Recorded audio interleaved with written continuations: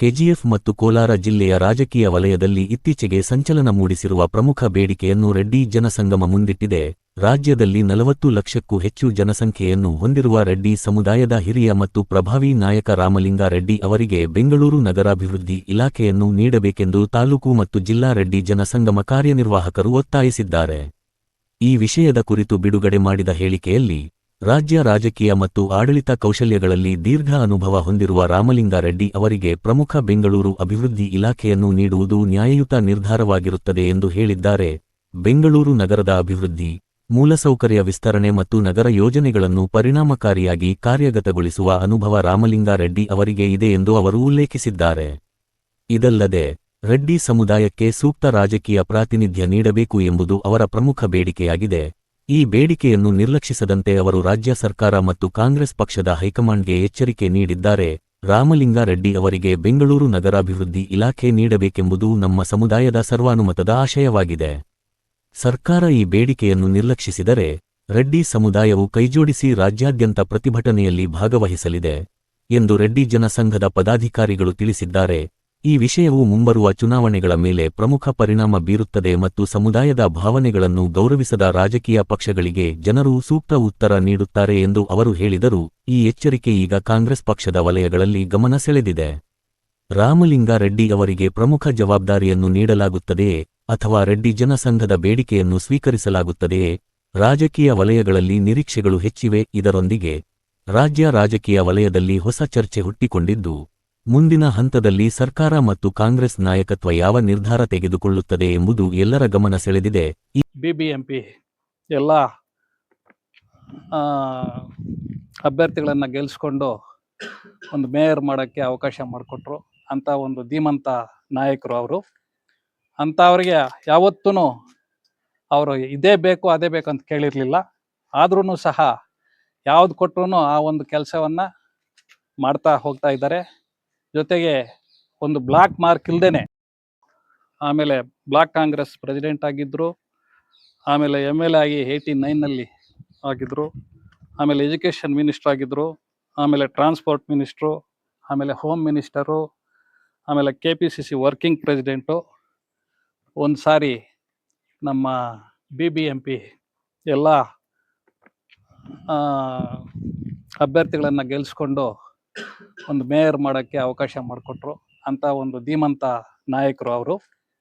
ಅಂಥವ್ರಿಗೆ ಯಾವತ್ತೂ ಅವರು ಇದೇ ಬೇಕು ಅದೇ ಬೇಕು ಅಂತ ಕೇಳಿರಲಿಲ್ಲ. ಆದ್ರೂ ಸಹ ಯಾವ್ದು ಕೊಟ್ಟರು ಆ ಒಂದು ಕೆಲಸವನ್ನು ಮಾಡ್ತಾ ಹೋಗ್ತಾ ಇದ್ದಾರೆ. ಜೊತೆಗೆ ಒಂದು ಬ್ಲಾಕ್ ಮಾರ್ಕ್ ಇಲ್ದೇನೆ ಎಲ್ಲೂ ಅವ್ರ ಬಗ್ಗೆ ಒಂದು ಚುಕ್ಕೆ ಕೂಡ ಅಪಾದನೆ ಇಲ್ಲ ಅಂತ ಒಂದು ಸಂದರ್ಭ ಇದ್ಕೊಂಡು ಇವತ್ತು ಸೀನಿಯರ್ ಮೋಸ್ಟ್ ಲೀಡರ್ ಆಗಿದ್ದುಕೊಂಡು ಅವರಿಗೆ ಅನ್ಯಾಯ ಆಗಿದೆ. ಅವರಿಗೆ ಡೆಪ್ಯೂಟಿ ಚೀಫ್ ಮಿನಿಸ್ಟರ್ ಕೊಡಬೇಕಾಗಿತ್ತು ಆ್ಯಕ್ಚುಲಾಗಿ, ಅದನ್ನು ಕೊಟ್ಟಿಲ್ಲ. ಆದ್ರೂ ಸಹ ಅವರು ಬೆಂಗಳೂರು ಅಭಿವೃದ್ಧಿ ಖಾತೆಯನ್ನು ಕೊಡ್ತೀವಿ ಅಂತ ಹೇಳಿದ್ರಂತೆ DK ಶಿವಕುಮಾರ್ ಸಾಹೇಬರು. ಅದಕ್ಕೋಸ್ಕರ ಅವರು ಇವತ್ತು ಆ ಒಂದು ಮಾತು ನೀವು ನಡ್ಕೊಳ್ಳಿಲ್ಲ ಅಂತ ಒಂದು ಉದ್ದೇಶದಿಂದ ರಾಜೀನಾಮೆಯನ್ನು ಕೊಟ್ಟಿದ್ದಾರೆ. ಅದಕ್ಕೋಸ್ಕರ ಅವರಿಗೆ ಅದೇ ಒಂದು ಖಾತೆಯನ್ನು ಕೊಡಬೇಕು ಅಂತ ನಾವೆಲ್ಲರೂ ನಮ್ಮ ಕುಲಬಾಂಧವರು, ಇಡೀ ಡಿಸ್ಟ್ರಿಕ್ಟ್ ಕುಲಬಾಂಧವರು, ತಾಲ್ಲೂಕಿನ ಎಲ್ಲ ನಮ್ಮ ನಾಯಕರು, ಕುಲಬಾಂಧವರು ಇವತ್ತು ಒತ್ತಾಯವನ್ನು ಅವರಿಗೆ ಅದೇ ಒಂದು ಅಭಿವೃದ್ಧಿ ಬೆಂಗಳೂರು ಅಭಿವೃದ್ಧಿ ಖಾತೆಯನ್ನು ಕೊಡಬೇಕು ಅಂತ ಒತ್ತಾಯವನ್ನು ಮಾಡ್ತಾ ಇದ್ದೇವೆ.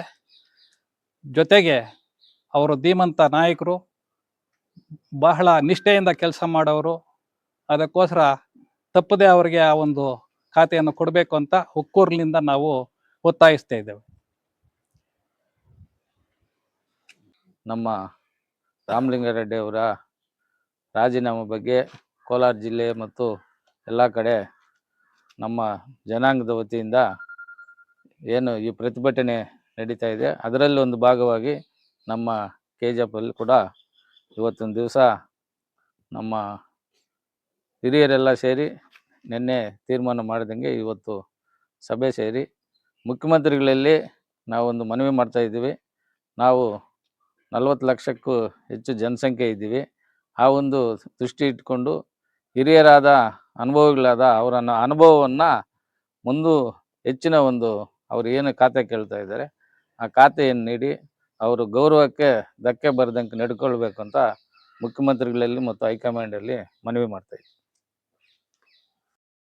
ವಿನಂತಿಸುತ್ತಾ ಈ ದಿನ ನಾವು ಪ್ರೆಸ್ ಮೀಟ್ ಏನು ಉದ್ದೇಶ ಕರೆದಿದ್ದೀವಿ ಅಂತ ತಮಗೆಲ್ಲ ಗೊತ್ತಿದೆ. ಇವತ್ತು ನಮ್ಮ ತಾಲೂಕು ಘಟಕದಿಂದ ಎಲ್ಲ ನಮ್ಮ ರೆಡ್ಡಿ ಸಮಾಜದವರು ಮುಖಂಡರೆಲ್ಲ ಬಂದು, ಎಲ್ಲ ಪದಾಧಿಕಾರಿಗಳು ಬಂದು, ಜಿಲ್ಲಾ ಗೌರಾಧ್ಯಕ್ಷ ಅಂತ ವಿಜಯಣ್ಣನವರು, ಅಪ್ಪರೆಡ್ಡಿ ಅವರು, ಪದ್ಮನಾಭ ರೆಡ್ಡಿ ಗೌರಾಧ್ಯಕ್ಷರು, ರಾಮಕೃಷ್ಣ ರೆಡ್ಡಿ ಎಲ್ಲನೂ ಸೇರಿ ಇವತ್ತು ಪ್ರೆಸ್ ಮೀಟ್ ಮಾಡಬೇಕಂತ ನಾವು ನಿನ್ನೆ ನಿರ್ಣಯ ಮಾಡಿದ್ವಿ. ಅದೇ ಥರ ಇವತ್ತು ನಾವು ರಾಜ್ಯದಲ್ಲಿ ಸನ್ಮಾನ್ಯ DK ಶಿವಕುಮಾರ್ ಸಾಹೇಬರು ಮುಖ್ಯಮಂತ್ರಿ ಆಗಿದ್ದಾರೆ. ನಮ್ಮ ರಾಮಲಿಂಗಾರೆಡ್ಡಿ ಅವ್ರಿಗೂ ಒಳ್ಳೆ ಖಾತೆ ಸಿಗುತ್ತೆ ಅಂತ ನಾವು ಆಸೆಯಲ್ಲಿದ್ದೀವಿ. ಅದು ಇವತ್ತು ಹುಸಿಯಾಗಿದೆ. ಯಾಕಂದರೆ ನಮ್ಮ ರಾಜ್ಯದಲ್ಲಿ 40 ಲಕ್ಷ ಮೇಲೆ ನಮ್ಮ ಸಮಾಜ ಇದೆ. ಇತ್ತೀಚೆಗೆ ಎಲ್ಲ ಸರ್ಕಾರಗಳು ನಮ್ಮ ಸಮಾಜವನ್ನು ಗಣನೆಗೆ ತೆಗೆದುಕೊಳ್ತಾ ಇಲ್ಲ, ಒಂಥರ ಲೆಕ್ಕಕ್ಕೆ ಇಲ್ಲದೆ ಮಾಡ್ತಾ ಇದ್ದಾರೆ. ಮುಂದಿನ ದಿನಗಳಲ್ಲಿ ಇದೇ ಥರ ಮಾಡ್ಕೊಂಡು ಹೋಗ್ತಾ ಇದ್ರೆ ಅವರು ಪರಿಣಾಮ, ಯಾವುದೇ ಸರ್ಕಾರವನ್ನು ನಮ್ಮ ಸಮಾಜದಿಂದ ಪರಿಣಾಮ ಅವರು ಅನುಭವಿಸ್ತಾರೆ. ಯಾಕೆಂದರೆ ಇವತ್ತು ರಾಮಲಿಂಗಾರೆಡ್ಡಿ ಅವರು 8 ಬಾರಿ ಇವಾಗ ಉಪಮುಖ್ಯಮಂತ್ರಿ ಅಲ್ಲ, ಅವರು ಕ್ಯಾಂಡಿಡೇಟು, ಆದ್ರೂ ಮುಖ್ಯಮಂತ್ರಿ ಆಗಿರೋರು 9,000 MLAಗಳಾಗಿದ್ದಾರೆ, ಅವರು ಮುಖ್ಯಮಂತ್ರಿ ಆಗಿದ್ದಾರೆ. ನಮ್ಮ ರಾಮಲಿಂಗಾರೆಡ್ಡಿ ಅವರು ಅಟ್ಲೀಸ್ಟ್ ಒಂದು ಉಪಮುಖ್ಯಮಂತ್ರಿ ಮಾಡೋಕ್ಕೂ ಅವ್ರಿಗೆ ಆಗ್ತಾ ಇಲ್ಲ. ಇವತ್ತು HK ಪಾಟೀಲ್ ಅವರೂ ಒಂದು ಚೀಫ್ ಮಿನಿಸ್ಟರ್ ಕ್ಯಾಂಡಿಡೇಟ್, ಇಬ್ಬರೂ ಒಂದು ಈಕ್ವಲ್ ಆಗಿ ಇದ್ದಾರೆ ರಾಜ್ಯದಲ್ಲಿ. ಆದರೆ ಯಾವುದೇ ಸರ್ಕಾರ ಆಗಲಿ, BJP ಸರ್ಕಾರ ಆಗಲಿ, ಕಾಂಗ್ರೆಸ್ ಸರ್ಕಾರ ಆಗಲಿ, ಇವತ್ತು ದಿನಗಳಲ್ಲಿ ನಮ್ಮ ಇದು ವಕೀಲಗಾರೆಡ್ಡಿ ಅಂತ ನಮ್ಮನ್ನ ರೆಡ್ಡಿ ಅದರಲ್ಲಿ ಸೇರಿಸ್ಬಿಟ್ಟಿರೋದ್ರಿಂದ ಎಲ್ಲ ಒಂದೇ ಅಂತ ನಮಗೆ ಲಾಸ್ ಆಗ್ತಾ ಇದೆ. ರೆಡ್ಡಿಗೆ ಬರೀ ರೆಡ್ಡಿ ಇರೋದಕ್ಕೆ ನಮಗೆ ಲಾಸ್ ಆಗ್ತಾ ಇದೆ. ಇದು ಸಪರೇಟ್ ಆಗಿ ನಾವು ಮೊನ್ನೆ ಸೆನ್ಸಸ್ ಅಲ್ಲೂ ನಾವು ಸಪರೇಟ್ ಆಗಿ ಮಾಡಬೇಕು, ನಮಗೆ ಒಂದು ನಿಗಮ ಮಂಡಳಿ ಬೇಕು ಅಂತ ನಾವು ಇದು ಮಾಡ್ತಾ ಇದ್ದೀವಿ. ಅದು ಮುಂದಿನ ಹೋರಾಟ ನಡೀತಾ ಇದೆ. ಇಡೀ ರಾಜ್ಯದಲ್ಲೇ ನಾವು ಸಂಘಟನೆಗೆ ಒತ್ತು ಕೊಟ್ಟಿದ್ದೀವಿ. ಮುಂದಿನ ಎಲೆಕ್ಷನ್ ಏನು 28ಕ್ಕೆ ಬರುತ್ತಲ್ಲ, ಆ ಎಲೆಕ್ಷನ್ ಅಷ್ಟೊತ್ತಿಗೆ ನಾವು ಒಂದಾಗಿ ಯಾರು ನಮಗೆ ಒಳ್ಳೇದು ಮಾಡ್ತಾರೋ ಅದನ್ನ ನಿರ್ಣಯ ತೆಗೆದುಕೊಳ್ಳುವಂತ ಶಕ್ತಿ ದೇವರು ಕೊಟ್ಟಿದ್ದಾರೆ.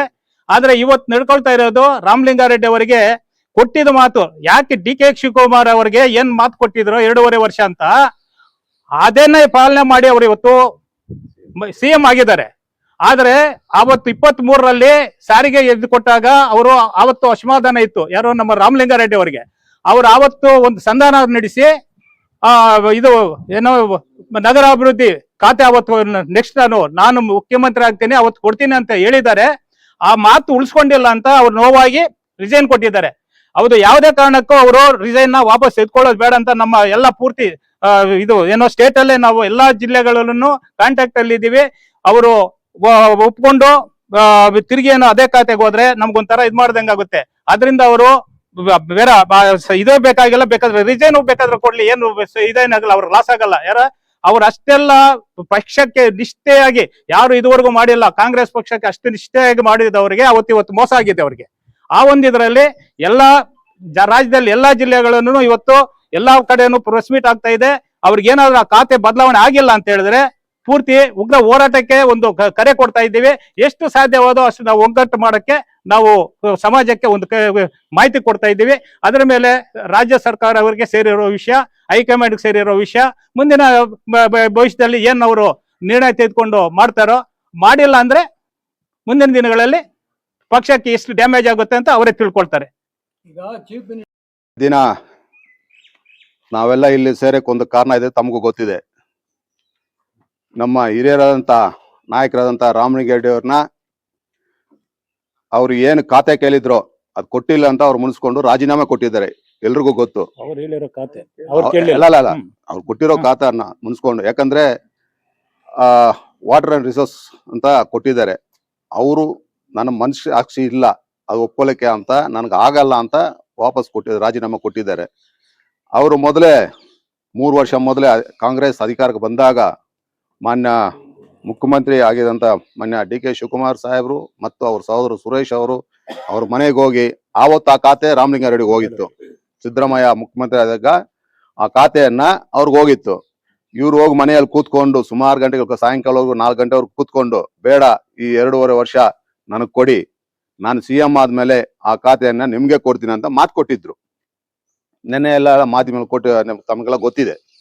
ಆ ಮಾತನ್ನ ತಪ್ಪಿದ್ದಾರೆ. ಇವತ್ತು ಅವರು ಹಿರಿಯರು, 53 ವರ್ಷ ಅನುಭವ ಇದೆ. ಅವ್ರ ಹಿಸ್ಟ್ರಿನೇ ಒಂಥರ ಗಲ್ಲಿ ಗಲ್ಲಿ ಗೊತ್ತಾಗುತ್ತೆ ಅಂತ ಹೇಳ್ತಾ ಇದ್ದಾರೆ. ಬೆಂಗಳೂರಲ್ಲಿ ಯಾವ ರೋಡ್ ಅಂದ್ರೆ ರಾಮಲಿಂಗ ರೋಡ್ ಬಿಟ್ರೆ ಬೇರೆ ಯಾರಿಗೂ ಗೊತ್ತಾಗಲ್ಲ. ಅಂತ ಲೀಡ್ರನ್ನ ಇವತ್ತು ಅವ್ರನ್ನು ಕೇರ್ ಮಾಡ್ತಾ ಇಲ್ಲ.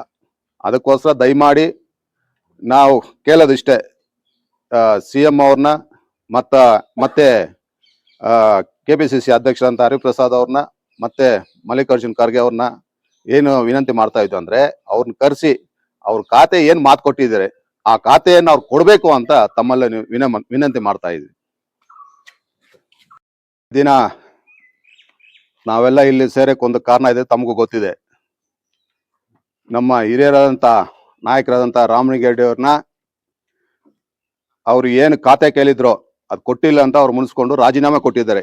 ಎಲ್ರಿಗೂ ಗೊತ್ತು. ಅವ್ರು ಹೇಳಿರೋ ಖಾತೆ ಅಲ್ಲ ಅವ್ರು ಕೊಟ್ಟಿರೋ ಖಾತೆಯನ್ನ ಮುನ್ಸ್ಕೊಂಡು, ಯಾಕಂದ್ರೆ ವಾಟರ್ ಅಂಡ್ ರಿಸೋರ್ಸ್ ಅಂತ ಕೊಟ್ಟಿದ್ದಾರೆ. ಅವರು ನನ್ನ ಮನಸ್ಸಾಕ್ಷಿ ಇಲ್ಲ ಅದು ಒಪ್ಪಲಿಕ್ಕೆ ಅಂತ, ನನಗೆ ಆಗಲ್ಲ ಅಂತ ವಾಪಸ್ ರಾಜೀನಾಮೆ ಕೊಟ್ಟಿದ್ದಾರೆ. ಅವರು ಮೊದಲೇ 3 ವರ್ಷ ಮೊದಲೇ ಕಾಂಗ್ರೆಸ್ ಅಧಿಕಾರಕ್ಕೆ ಬಂದಾಗ ಮಾನ್ಯ ಮುಖ್ಯಮಂತ್ರಿ ಆಗಿದಂತ ಮಾನ್ಯ ಡಿ ಕೆ ಶಿವಕುಮಾರ್ ಸಾಹೇಬರು ಮತ್ತು ಅವ್ರ ಸಹೋದರ ಸುರೇಶ್ ಅವರು ಅವ್ರ ಮನೆಗೆ ಹೋಗಿ ಆವತ್ತು ಆ ಖಾತೆ ರಾಮಲಿಂಗಾರೆಡ್ಡಿಗೆ ಹೋಗಿತ್ತು. ಸಿದ್ದರಾಮಯ್ಯ ಮುಖ್ಯಮಂತ್ರಿ ಆದಾಗ ಆ ಖಾತೆಯನ್ನ ಅವ್ರಿಗೆ ಹೋಗಿತ್ತು.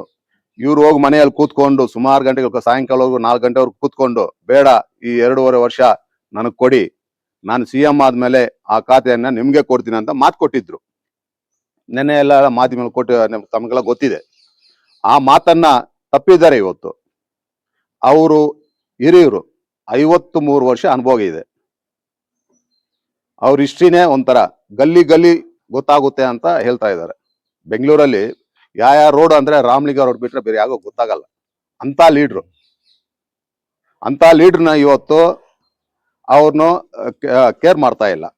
ಅದಕ್ಕೋಸ್ಕರ ದಯಮಾಡಿ ನಾವು ಕೇಳೋದಿಷ್ಟೇ, CM ಅವ್ರನ್ನ ಮತ್ತೆ KPCC ಅಧ್ಯಕ್ಷರಂತ ಹರಿಪ್ರಸಾದ್ ಅವ್ರನ್ನ ಮತ್ತೆ ಮಲ್ಲಿಕಾರ್ಜುನ್ ಖರ್ಗೆ ಅವ್ರನ್ನ ಏನು ವಿನಂತಿ ಮಾಡ್ತಾ ಇದ್ದು ಅಂದ್ರೆ, ಅವ್ರನ್ನ ಕರೆಸಿ ಅವ್ರ ಖಾತೆ ಏನ್ ಮಾತು ಕೊಟ್ಟಿದ್ದಾರೆ ಆ ಖಾತೆಯನ್ನು ಅವ್ರು ಕೊಡ್ಬೇಕು ಅಂತ ತಮ್ಮಲ್ಲಿ ವಿನಂತಿ ಮಾಡ್ತಾ ಇದ್ವಿ.